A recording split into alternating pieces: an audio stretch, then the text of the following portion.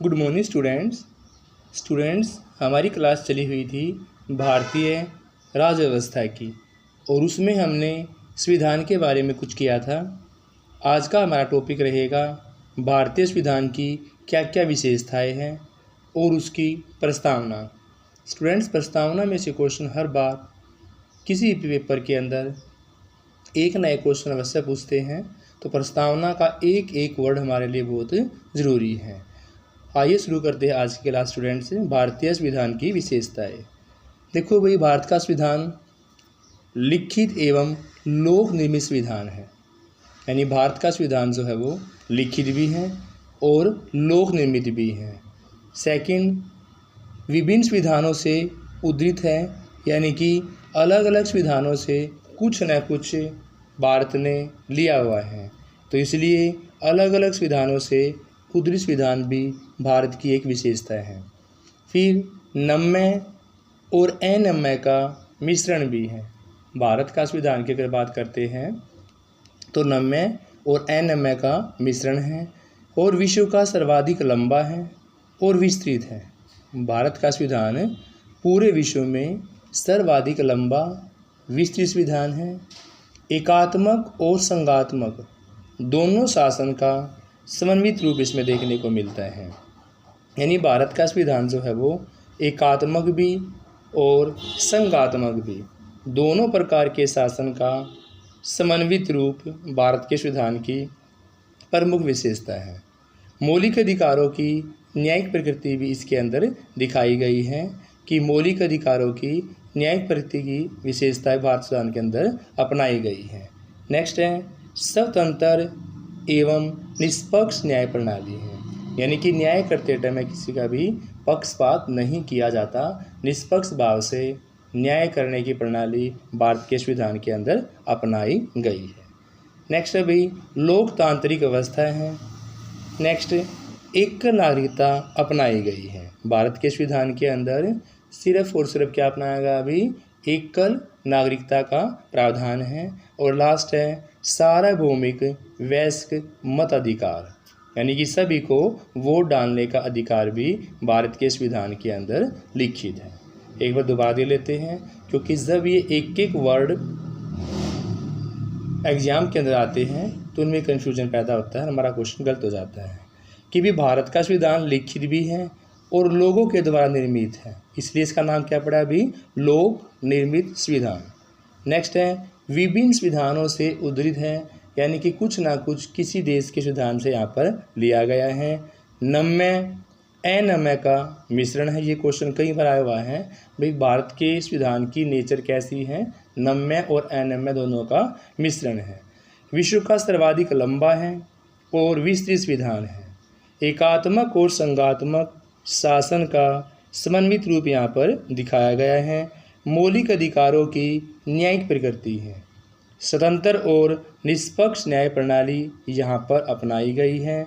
और नेक्स्ट है लोकतांत्रिक व्यवस्था। भारत के संविधान में लोकतांत्रिक व्यवस्था को अपनाया गया है। इसके साथ साथ ही एकल नागरिकता का प्रावधान भी यहाँ पर किया गया है और सार्वभौमिक वयस्क अधिकार, यानी कि सभी को अपना वोट सभी को अपना वोट डालने का अधिकार भी यहाँ पर है। स्टूडेंट्स नेक्स्ट है प्रस्तावना भारत के संविधान की स्टूडेंट्स बहुत ज़्यादा मेन है, यहाँ से क्वेश्चन बनता ही बनता है। तो प्रस्तावना शुरू कहाँ से की गई है, हम भारत के लोग भारत को एक संपूर्ण प्रभुत्व संपन्न, एक वर्ड आपको याद रखना है, संपूर्ण प्रभुत्व संपन्न समाजवादी पंथनिरपेक्ष और लोकतंत्रात्मक गणराज्य बनाने के लिए उसके समस्त नागरिकों को एक सामाजिक अधिकार, आर्थिक अधिकार और राजनैतिक न्याय, देखो तीनों याद करने हैं, इतने कन्फ्यूजन में हो जाओगे जब वहाँ पर वर्ड लिखे आएंगे सामाजिक, आर्थिक और राजनैतिक न्याय, विचार की, अभिव्यक्ति की, विश्वास की, धर्म और उपासना की स्वतंत्रता, प्रतिष्ठा और अवसर की समता बनाए रखने के लिए उन सब व्यक्तियों की गरिमा और राष्ट्र की एकता और अखंडता को सुनिश्चित करने वाली बंधुता यानी भाईचारे को बढ़ाने के लिए दृढ़ संकल्प लेकर इस विधानसभा में आज तारीख दी हुई है 26 नवंबर 1949 और मिति मार्क्सिस शुक्ला सप्तमी संवत 2006 विक्रमी को एतद द्वारा क्या करते हैं भी संविधान को अंगीकृत, अधिनियम और आत्मसमर्पित। देखो 3 वर्ड यहाँ से हैं अपनाने के लिए कि भारत के संविधान को अंगीकृत किया जाता है, अधिनियमित किया जाता है और आत्मसमर्पित किया जाता है।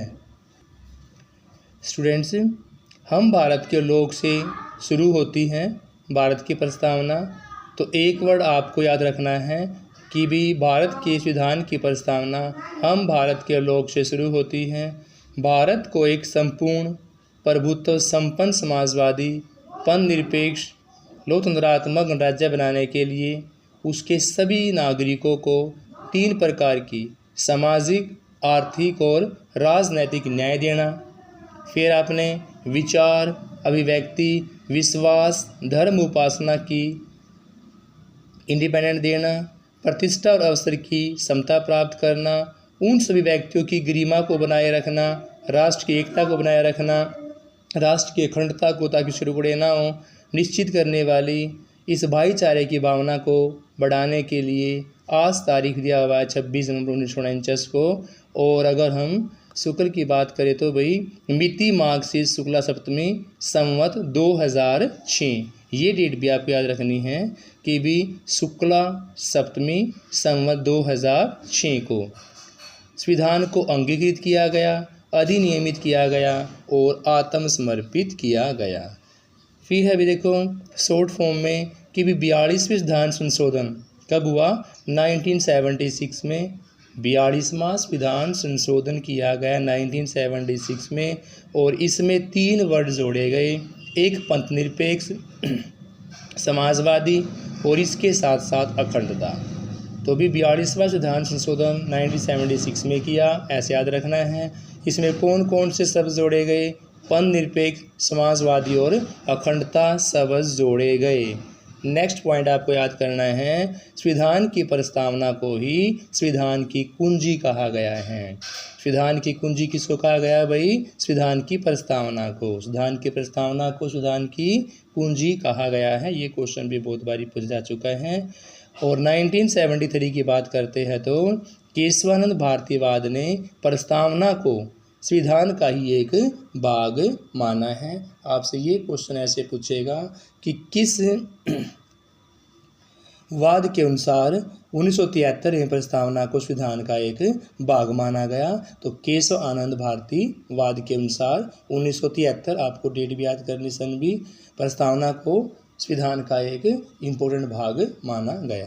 तो स्टूडेंट्स, इस क्लास में इतना ही। आज हमने भारत के संविधान की कौन कौन सी विशेषताएं हैं और उसकी प्रस्तावना 2 ही आर्टिकल किए हैं। Thank you students, have a nice day.